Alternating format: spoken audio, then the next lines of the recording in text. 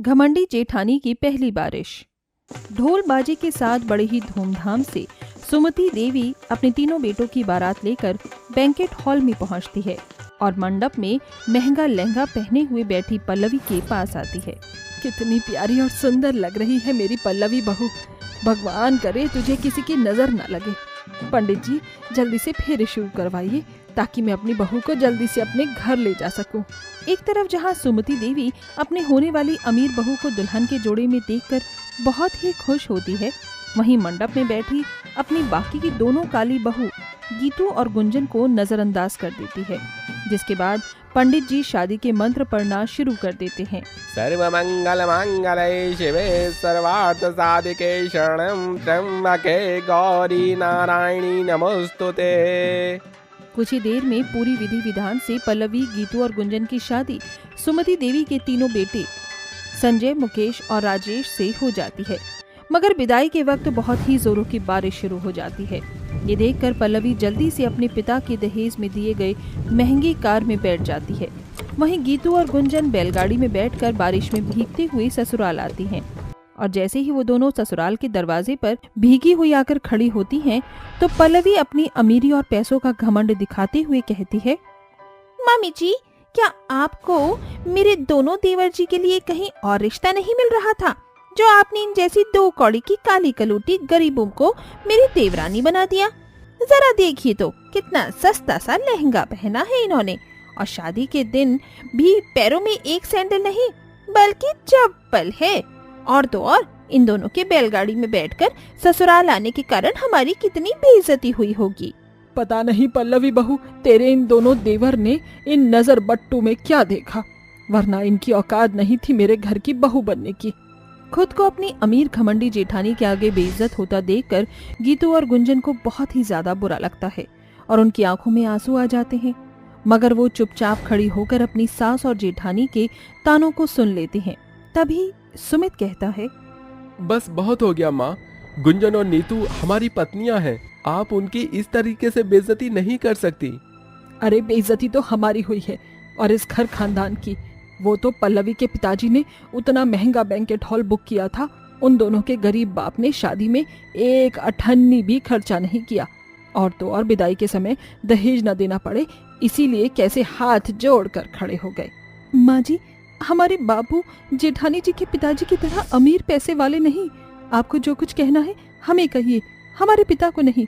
मुझे तुम जैसी गरीबों के मुंह नहीं लगना। सुमति अपनी अमीर बहू का गृह प्रवेश करके अपनी दोनों गरीब बहुओं को दरवाजे पर ही खड़ा छोड़ देती है, जिसके बाद दोनों के पति अंदर आकर अपनी पत्नियों का गृह प्रवेश कराते हैं।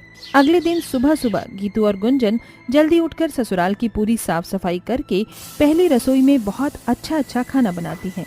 माँ जी, जेठानी जी, खाना लग गया है, आ जाइए। फिर सभी साथ बैठकर खाना शुरू करते हैं। मगर जैसे ही पल्लवी अपनी दोनों गरीब देवरानी को डाइनिंग टेबल पर बैठता देखती है तो फिर से उनकी गरीबी पर ताना मारती है। वैसे मेरी ब्लैक टी देवरानियों, डाइनिंग टेबल पर बैठकर तुम दोनों पहली बार खाना खा रही होगी ना, क्योंकि गरीब लोगों को तो जमीन पर बैठकर खाने की गंदी आदत जो होती है।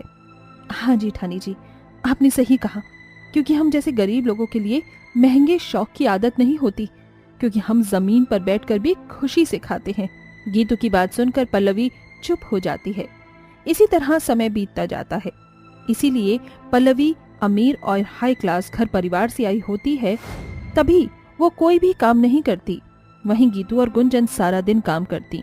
अब मॉनसून का महीना शुरू हो जाता है और उस दिन बहुत ही जोरों की बारिश होती है। बारिश होता देखकर पल्लवी बहुत खुश होती है और अपनी सास से कहती है, मामी जी, देखिए ना, बाहर कितनी अच्छी बारिश हो रही है और ये ससुराल में मेरी पहली बारिश है। मुझे ना इस बारिश को देखकर मैकडॉनल्ड्स के बर्गर खाने का मन कर रहा है। मेरी प्यारी बहू, बस इतनी सी बात है, अभी तेरे लिए बर्गर मंगवाती हूँ। गीतू बहू, अरे ओ गुंजन बहू, अरे कहाँ मर गई मेरी गरीब बहू? सास की आवाज सुनकर गीतू और गुंजन भागी भागी बाहर आती हैं। जी माँ जी, बुलाया? पल्लवी बहू को मैकडॉनल्ड के बर्गर खाने का मन है, ये ले पैसे और बारिश बंद होने से पहले जाकर जल्दी बर्गर लेकर आ। मगर माँ जी, बाहर तो इतनी जोरों की बारिश हो रही है, मैकडॉनल्ड्स तो यहाँ से बहुत दूर है। अरे तुम जैसी काली कलुटी कब से ऐसी बारिश से डरने लगी और वैसे भी अगर तुम दोनों पर बिजली भी गिर गई तो कुछ नहीं होगा। फ्यूज बल्ब अभी हो और तब भी रहोगी। अपनी अमीर घमंडी जेठानी की फरमाइश के लिए बेचारी दोनों गरीब देवरानी बारिश में भीगते हुए पैदल पैदल मैकडॉनल्ड आती हैं और बर्गर लेकर घर आने लगती हैं। तभी वो ठेले वाले को गर्मा गर्म पकौड़े बनाता देखती हैं। गुंजन, वो देखो गर्मा गर्म पकौड़े, चलो ना खाती है पकौड़े। खाने का मजा तो इन्हें बरसात में ही आता है।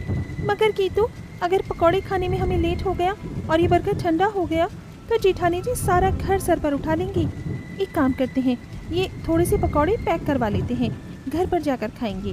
फिर दोनों बहुएं जल्दी जल्दी घर आती हैं, जहां पल्लवी मजे से बर्गर खाने लगती है। मगर गीतू के हाथों में पकौड़े देखकर पल्लवी कहती है, क्यों मेरी गरीब देवरानियों, उस पॉलिथीन में क्या छुपा रही हो? कुछ भी नहीं जेठानी जी, इसमें थोड़ी सी पकौड़ी हैं बस। देख लीजिए सासू जी, बिना आपसे पूछे ये दोनों महारानियां अपनी मनमर्जी से पकौड़े ले आईं। पता नहीं ऐसे और कितनी घपलेबाजी करती होंगी ये। अपनी अमीर बहू के भड़कावे में आकर सुमति पकौड़े छीन लेती है। लाओ ये पकौड़े और जाकर हमारे लिए बढ़िया स्पेशल चाय बनाकर लाओ। वो भी मलाई मार के। अब खड़ी क्या हो, चलो फोटो यहाँ से, चाय पत्ती जैसी शक्ल की। पल्लवी दोनों को चिढ़ाकर बहुत खुश होती है और पल्लवी अपनी सास के साथ सारा दिन बैठी बैठी अपनी गरीब देवरानियों को कभी चाय, पकौड़े, समोसे बनाने की फरमाइश देकर उन्हें खूब तंग करती है और घंटों तक छत पर बारिश में नहाकर पूरे घर को गीला और गंदा कर देती है। चीयर अप पल्लवी, कितना मजा आ रहा है अपनी गरीब देवरानियों का काम बढ़ाकर। ये ससुराल की पहली बारिश तो मैं कभी नहीं भूलूंगी। आहा। इसी तरह दिन बीतते जाते हैं, जिसके साथ पल्लवी प्रेग्नेंट हो जाती है। सासू जी, मैं प्रेग्नेंट हूँ, आप दादी बनने वाली हैं। ये सुनकर सुमति बहुत खुश होती है और पल्लवी को पकड़कर झूमने लगती है। तभी पल्लवी चिढ़कर कहती है, मम्मी जी छोड़िए मुझे, पागल हो गई हैं क्या? हद होती है गवारपनी की। माफ कर दे बहू, वो मैं ज्यादा खुश थी इसीलिए। उस दिन पहली बार सुमति को अपनी बहू पल्लवी का मिजाज बहुत खटकता है। अब हर दिन पल्लवी बारिश में कभी पिज्जा मंगा कर खाती तो कभी कुछ और, यहाँ तक कि अपनी सास सुमति को भी अपने करीब नहीं आने देती। फिर एक दिन पल्लवी बारिश के साथ ओले गिरते देखकर नहाने के लिए टेरेस पर जा रही होती है। तभी उसका पैर फिसल जाता है और वो गिर जाती है। माँ, मेरा बच्चा। जेठानी जी, आप ठीक तो हैं? गुंजन जल्दी आओ, जेठानी जी सीढ़ी से गिर गई हैं। उस वक्त घर पर कोई भी नहीं होता और गीतू और गुंजन को गाड़ी चलानी भी नहीं आती थी, जिसके बाद गुंजन जल्दी से भागकर जाती है। सड़क पर टूटा हुआ कांच का टुकड़ा उसके पैरों में चुभ जाता है। इसके बाद भी वो बारिश में भीगते हुए ऑटो वाले को बुलाकर लाती है। थोड़ी ही देर में सभी अस्पताल पहुंचते हैं, जहां पल्लवी का ट्रीटमेंट होता है और पल्लवी रोते हुए डॉक्टर से पूछती है, डॉक्टर, मेरा बच्चा तो ठीक है ना? जी, फिलहाल तो आपका बच्चा बिल्कुल ठीक है, मगर अगर थोड़ी भी देर हो जाती तो शायद हम आपके बच्चे को बचा नहीं पाते। Thank you so much doctor, आपने मेरे बच्चे को बचा लिया। थैंक यू मुझे नहीं, बल्कि आप इन दोनों को कहिए जो आपको सही समय पर यहाँ ले आई। अपनी दोनों गरीब देवरानियों के किए गए एहसान के बदले में पल्लवी अपने किए पर पछताते हुए उनसे माफी मांगती है। गीतू, गुंजन, मुझे माफ कर दो। मैंने तुम दोनों के साथ बहुत गलत किया, तुम्हारे रंग का मजाक बनाया और तुम्हारी गरीबी का भी, मगर तुम दोनों ने आज मेरे बच्चे को बचा लिया। जेठानी जी, जो हो गया उसे जाने दीजिए, आप ठीक हैं, भगवान का लाख लाख शुक्र है। उस दिन के बाद से पल्लवी पैसों का घमंड करना हमेशा हमेशा के लिए छोड़ देती है और अपने दोनों गरीब देवरानियों को भी दिल से अपना लेती है। मेरा नाम चिन चिन चू, चिन चिन चू बब चिन चिन चू, रात चांदनी मैं और तू, hello mister how do you do, वाह वाह वाह वाह। आज मेरे बेटे की शादी है, वो भी अमीर लड़की से, इसलिए मुझे हाई फाई बनकर जाना है। तभी तो इतने महंगे मेकअप पर इतने पैसे खर्च कर दिए। अरे भाग्यवान, बस भी कर लो, अब बहू लाने जा रही हो तो तुम फिर इतना मेकअप क्यों लपेटे जा रही हो? 55 साल की कामिनी आईने के आगे खड़ी होकर मेकअप कर रही होती है, तभी दूल्हे की शेरवानी पहने हुए दीक्षांत वहाँ आता है। माँ, आपको 2 घंटे हो गए मगर अभी तक आपका मेकअप खत्म नहीं हुआ, जल्दी से मेरा सेहरा बांध दीजिए। This is too much Duggu, तूने तो मुझे डरा दिया और मेरा मस्कारा भी फैल गया। मेरा इतना महंगा मेकअप बिगड़ गया, मुझे ठीक करने दे।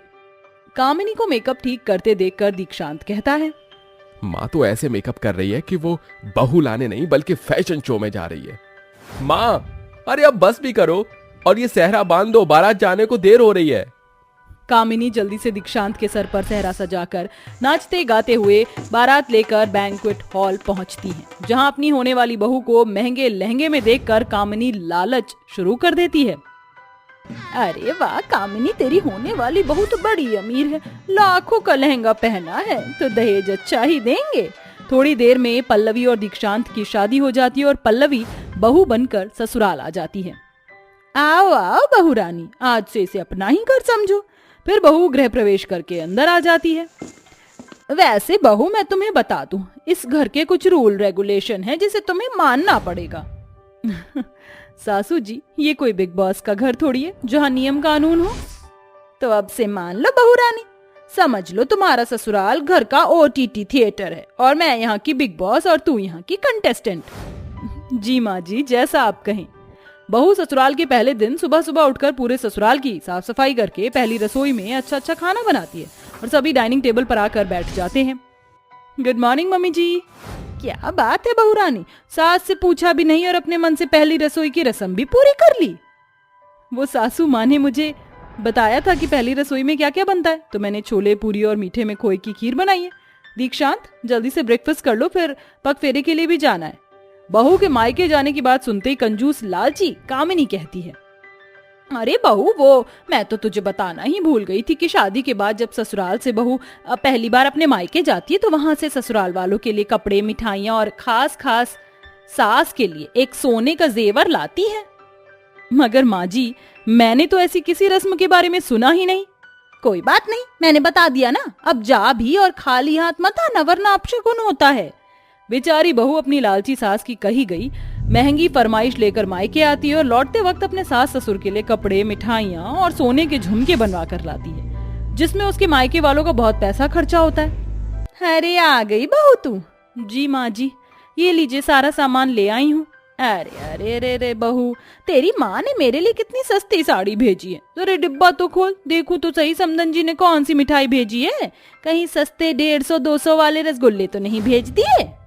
अरे वाह, इसमें तो काजू कतली है, ठीक ही है। फिर लालची सास झट से सोने के झुमके उठाकर अपने कमरे में आकर शीशे के आगे झुमके पहनकर खुशी के साथ गाती है, झुमका गिरा रे बरेली के बाजार में, झुमका गिरा रे बरेली के बाजार में, झुमका गिरा झुमका, हाय हाय हाय। वैसे मानना पड़ेगा मेरे दिमाग को, बहू है बड़ी भोली मगर है तो पैसे वाले बाप की बेटी।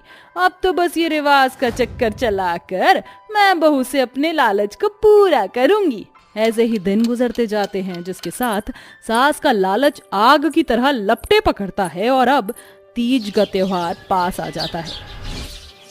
दीक्षांत, देखो ना, सावन शुरू हो गया है। मेरी सहेली मीता का फोन आया था, वो बता रही थी कि बिग बाजार में सावन स्पेशल साड़ियों की ना एक ब्रांड आया हुआ है। मुझे हरे रंग की साड़ी चाहिए और उसके मैच के बैंगल्स और इयररिंग्स भी। क्या हम कल शॉपिंग करने चलें? हाँ हाँ, क्यों नहीं पल्लवी, मगर कल का इंतजार क्यों करना, चलो अभी चलते हैं। अपने बेटे और बहू को घर से ज्यादा देखकर कंजूस लालची कामिनी कहती है, कैसा बोर्डम बेवकूफ बेटा है मेरा, पता नहीं पल्लवी बहू के पीछे कितना पैसे खर्च करेगा। अरे कुछ कर कामिनी, वरना तेरी नकारी औलाद ने तो कंगाल होने की कसम खा ली है। तभी लालची सास अगले ही सेकंड बोलती है, अरे रुक जा बेटा रुक जा, बहू ये क्या अपशगुन करने जा रहे हो तुम? अपशगुन नहीं माँ जी, शॉपिंग। मैं और दीक्षांत शॉपिंग के लिए जा रहे हैं। अरे बहू, वही तो, सावन में बहू के मायके वालों की तरफ से ससुराल वालों के लिए साड़ी, मेहंदी, मिठाई, गुजिया ये सब आता है। मगर माँ जी, सावन का मेरे मायके वालों से क्या मतलब? रिवाज बहू, इसे रिवाज कहते हैं। बेचारी बहू फिर से अपने मायके वालों को फोन लगाती है और अपनी लालची सास की फरमाइश देती है। अगले दिन बहू के मायके वाले सब कुछ उसके ससुराल भिजवा देते हैं। इसी तरह से समय बीतता है। अब जब कभी पल्लवी अपने मायके जाने की बात करती तो कंजूस कामिनी उसे रिवाजों में फंसाकर कुछ ना कुछ मंगाती। फिर एक दिन पल्लवी को घर से जाता देखकर सोफे पर बैठी सास बोली, अरे कहाँ चल दी पल्लवी बहू पर्स लटका के? वो माँ जी, बहुत दिनों से मैं मायके नहीं गई तो बस मायके जा रही हूँ, माँ से मिलने। ठीक है जाओ, मगर आते वक्त खाली हाथ मत आना। जी माँ जी, याद से मिठाई लेकर ही आऊंगी। अरे नहीं नहीं बहू, मिठाई मत लाना, तू अपने मायके से 5 किलो टमाटर लेते आना। बहू अपनी लालची सास की बात सुनकर बड़बड़ाते हुए मायके के लिए निकल जाती है। हाँ दोती है लालच की कि कोई इतना लालची कैसे हो सकता है। अरे भला कौन सी सास मायके से टमाटर मंगवाती है। माँ जी ने इसलिए ऐसा किया क्योंकि टमाटर महंगे हो रहे हैं और अपने पैसे खर्च करके टमाटर खरीदने में मेरी कंजूस लालची सास के गुर्दे लाल होते हैं। ये माँ जी का लालच ऐसे रुकने वाला नहीं है, इन्हें लाइन पर लाना ही होगा। पल्लवी आधे रास्ते से ही वापस ससुराल लौट आती है। क्या बात है बहू, बड़ी जल्दी मायके से चली आई, और टमाटर कहाँ है? वो माँ जी, मैं मायके गई ही नहीं, मेरी तबीयत ठीक नहीं थी, और जब मायके गई ही नहीं तो टमाटर कैसे? बहू बड़ी ही बुद्धिमानी से लालची सास को जवाब देकर कमरे में चली जाती है। उस दिन के बाद से पल्लवी मायके जाने का नाम नहीं लेती। अब तीज का त्योहार आता है जिसके लिए बहू लंबी चौड़ी लिस्ट बनाकर अपनी सास को देती है। ये लीजिए माँ जी, वो तीज आने वाली है ना, तो आप तो जानती है मेरी जॉइंट फैमिली है, इसलिए चाची, मामी, बुआ जी, मामा, दीदी, भाभी, फिर उनकी भाभी, मौसी और माँ सब यहाँ आ रहे हैं। इसलिए आप सभी के लिए साड़ियाँ, मिठाइयाँ, श्रृंगार का सामान और हाँ, एक एक सोने का जेवर भी बनवा लेना। इतना खर्चा देखकर सास सर पर हाथ रखकर बोलती है, अरे मोरी मैया, तेरा परिवार तो बाराती जितना बड़ा है, अरे इतना खर्चा कहाँ से करेगी तेरी सास? रिवाज सासू जी, रिवाज, और अभी तो तीज है, दिवाली में तो डबल देना पड़ेगा आपको। वो क्यों भला? माँ जी आपको तो पता है बेटियां घर की लक्ष्मी होती हैं, और आप जो मेरे मायके से लक्ष्मी यानी कि मुझे बहू बनाकर ले आई हैं, तो हर साल आपको 1.25 किलो सोना मेरे घर भिजवाना होगा। बहू, इस रवाज से बचने का कोई उपाय नहीं? एक उपाय है ना माँ जी, अगर आप मेरे मायके से कुछ मंगवाएंगी नहीं तो देना भी नहीं पड़ेगा। ठीक है बहू, मुझे मंजूर है। उस दिन के बाद से पल्लवी की सास लालच करना छोड़ देती है, और तो और अब जब कभी उसकी बहू मायके जाती तो सास बहू के मायके वालों के लिए मिठाई भी भिजवाती। आखिरकार सास की लालच बहू की बुद्धिमानी के आगे धरी की धरी रह जाती है।